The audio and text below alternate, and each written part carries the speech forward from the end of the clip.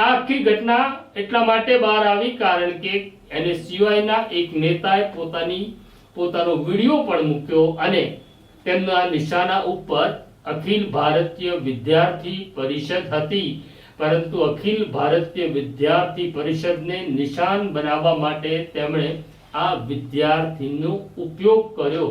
આ કોંગ્રેસના કે એનએસયુઆઈના નેતાએ શું કહ્યું એ વિડીયો પણ તમે જોઈ લો। જય હિન્દ। સંસ્કારી નગરી વડોદરાને લાજવતી એક ઘટના સામે આવી છે।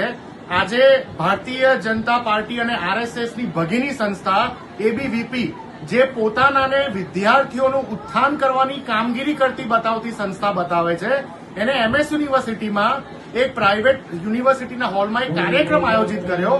એ કાર્યક્રમનું નામ હતું સંસ્કાર, અને સંસ્કારના કાર્યક્રમમાં સંસ્કારી નગરી વડોદરા શહેરમાં જ્યારે એક યુવતી ભગવા કલરની સાડી પહેરીને અભદ્ર ગીત ઉપર અભદ્ર નાચ કરે છે અને આ એબીવીપીના કાર્યકર્તાઓ તાળીઓથી એને ગજવી લે છે, આ ખૂબ જ શરમજનક ઘટના કહેવાય।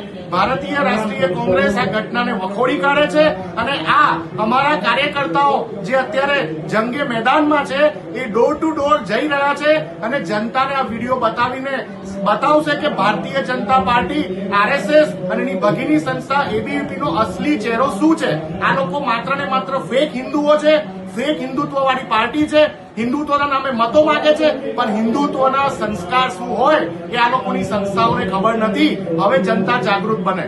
જય હિન્દ।